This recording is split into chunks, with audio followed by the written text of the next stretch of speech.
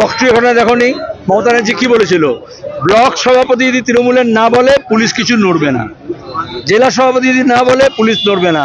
আজকে পুলিশ এত অপদার্থ হয়ে গেছে, তাদের যে ক্রিমিনাল জাস্টিস সিস্টেম বলে, অপরাধ করলে, অপরাধ সংঘটিত হলে তদন্ত করতে হয়, অপরাধীকে শাস্তি দিতে হয়, কিন্তু পুলিশের সেই গুণ চলে গিয়েছে। এখন তারা যখন নবান্ন থেকে কিছু বলবে তখনই তারা নড়বে, নাহলে নড়বে না। আর তৃণমূলকে খুন করেছে, এখন তো নতুন করে গল্প ভাবতে হবে। ভাঙড়ে দেখো নি তৃণমূলের নেতারা কীরকম আইএসএফের নাম বলছিল, তাহলে এখানে কোনো গল্প করতে হবে। কিন্তু আদতে ধর্ষণ হোক, খুন হোক, চুরি হোক, এই যে মানুষকে পুড়িয়ে মারলো, অপরাধী সব ধরা পড়েছে, তদন্ত হয়েছে। কেউ কেউ বলে বাংলা পুলিশ করবে না, সিবিআই করবে। সিবিআই কি করলো? তাহলে বিজেপি হোক আর তৃণমূল হোক, পুলিশকে, সিবিআইকে, ইডিকে তারা নিজের দলের সাথে ব্যবহার করছে, যার ফলে তাদের যে ক্রিমিনাল জাস্টিস সিস্টেমকে এনফোর্স করার, অপরাধীকে ধরার যে গুণ ছিল সেটা নষ্ট হয়ে গেছে। 2016 সালে প্রাথমিক যে নিয়োগ হয়েছে সেই নথিকাতে জেলা থেকে কোনোভাবে জেলা অফিসের আগে নির্দেশ দেওয়া হয়েছে। তাহলে সরকার কি এসেছে? দুর্নীতি বিরুদ্ধে কথা বলছে না দুর্নীতি ধামাচাপা দেওয়ার চেষ্টা করছে? এসএসসি ব্যাপারেও তাই করেছিল, এমএসসি ব্যাপারেও তাই করেছিল, তারপরে কোর্টের নির্দেশে বেরিয়েছে। আজ পর্যন্ত কারা অযোগ্য, তার মানে কারা টাকা দিয়ে স্কুলে চাকরি পেয়েছিল তাদের নাম তো প্রকাশ করলো না। তারা যদি নামটা প্রকাশ করতো তাহলে 26,000-এর তো হেনস্থা হতো না। তাহলে মমতা ব্যানার্জি দুর্নীতিগ্রস্তদের বাঁচানোর জন্য এই কাজ করছে। সরকারের কাজ হচ্ছে অপরাধীকে ধরা, এখানে মমতা ব্যানার্জি সরকার অপরাধ করছে এবং অপরাধকে ধামাচাপা দেওয়ার চেষ্টা করছে। 26,000 আজকে অভিযান হয়েছে, নবান্ন অভিযান, সব জায়গায় আটকে দিয়েছে। আমি ওখানে বলবো, আমি এখানে শিউড়ি এসেছি, ওদেরকে অনেক গিয়ে বলবো, ওখানে তো ওরা বলতে হবে। দিলীপ জিজ্ঞেস করো না, ঠিক আছে, তোমাদের অন্য কোনো কথা নেই, বিজেপি নয় তৃণমূল ছাড়া কোনো খবর নেই। আমি ইতিমধ্যে আমরা বলেছি আমাদের কাছে অনেক তথ্য আছে। পরিবেশের ব্যাপারে জালিয়াতি করেছে, 12 একরের জমির অনুমতি নিয়েছে আর বলছে বিশাল করে হবে।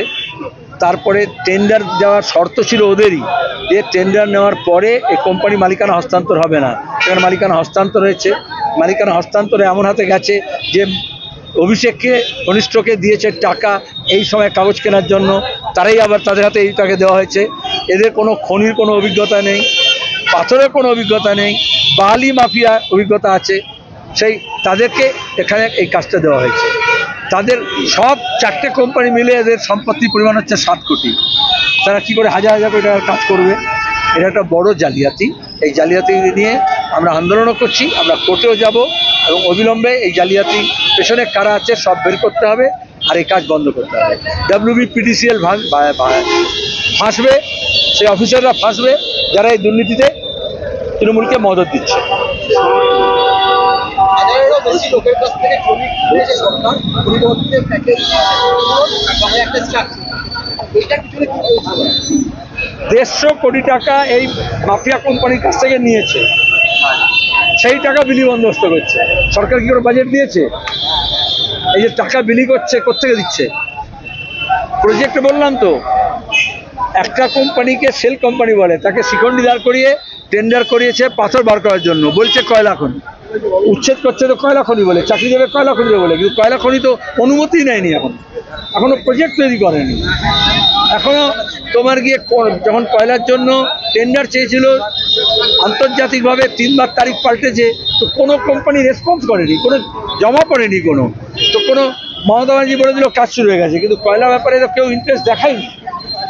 কোঅপারেটিভ ইলেকশনগুলো হচ্ছে কেন হচ্ছে? কারণ ইলেকশন হলেই তৃণমূল হারবে। পুলিশ বলছে আমরা দিতে পারবো না, পুলিশ। আর দীর্ঘদিন ধরে এগুলো জবরদখল করে কোঅপারেটিভ ব্যাঙ্কগুলোতে, সোসাইটিগুলোতে যে টাকা আছে সেগুলো লুট করবার জন্য তৃণমূল মনোনীত সব লোকজনকে বসিয়েছে। যেখানে নির্বাচন হচ্ছে, সেটা মুর্শিদাবাদে দেখেছো, ময়ূরাক্ষীতে দেখেছো, মেদিনীপুরে দেখেছো, তৃণমূল হারছে। সেই জন্য ওরা গাছবাড়ি করে ভোট করতে দিচ্ছে না, অর্থাৎ গণতান্ত্রিক অধিকার কেড়ে নিচ্ছে। ছাত্র সংসদ আরও তার চেয়ে মারাত্মক। ওখানে টাকা রোজগার করা, তোলাবাজি করা, ভর্তি করা, প্রমোশন দেওয়া, অ্যাপয়েন্টমেন্ট করা, কন্ট্রাক্টর দেওয়া, এসব হচ্ছে তৃণমূলের নামে কিছু গুন্ডা পোষা হয়েছে। তারা ভাগ দেয় কালীঘাটে, কামাক্ষিতে।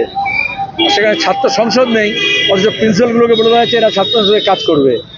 যে নির্বাচন হয়নি সেগুলোতে হাইকোর্ট বলেছে সব ছাত্র সংসদের অফিসে তালা বন্ধ করতে, আর তৃণমূল সেই ছাত্র সংসদ অফিসে রেপ করছে, ধর্ষণ করছে। তার বিরুদ্ধে ছাত্ররা যেমন ক্যাম্পাসে লড়াই করছে, বাংলার মানুষকে সজাগ এবং সতর্ক হতে হবে, কারণ তাদের তৃণমূলের ঘরের মেয়েরাও নিরাপদ নয়। অবশ্যই নির্বাচিত ছাত্র সংসদ হোক, নির্বাচনে কোঅপারেটিভ হোক, নির্বাচিত সরকার হলে, নির্বাচন হলে মানুষের প্রতি দায়বদ্ধতা বাড়ে, তখন বছর বছর নির্বাচন করতে হয়, ভালো কাজ করতে হয়, নাহলে তাড়িয়ে দেয়। আর যদি ভোট না হয়, বোমা বন্দুক পিস্তল দিয়ে দখল করে, তাহলে যত রকমের খারাপ কাজ করতে পারে। তৃণমূলকে মারছে, শুভেন্দু বলে তৃণমূলের লোকেরা এবার রাষ্ট্রপতি শাসন চাইবে দেশে। শুভেন্দুও চেয়েছে, শুভেন্দুও তৃণমূল, রং পাল্টালে কি হবে? এখনো শুভেন্দুকে মারেনি, কিন্তু বিজেপিকেও মারবে। এখন দেখো না, এখন আবার নতুন সভাপতি হয়েছে, তারপরে দিলীপ ঘোষকে ফেরে নিয়ে আসছে, এখন শুভেন্দু ভোগাট্টা, ওর কথা বেশি বলো না, ভোগাট্টা হয়ে গেছে। বললাম তো, শুভেন্দু ভোগাট্টা, বিজেপি যেরকম হয়, কুস্তি যেরকম হয় না, কখন এ চিত হয়, কখনো ওপরে ওঠে, কখনো ও চিত হয়, কখনো ওপরে ওঠে। বিজেপি তো দল করছে না, একটা কুস্তি আঁকড়া করেছে।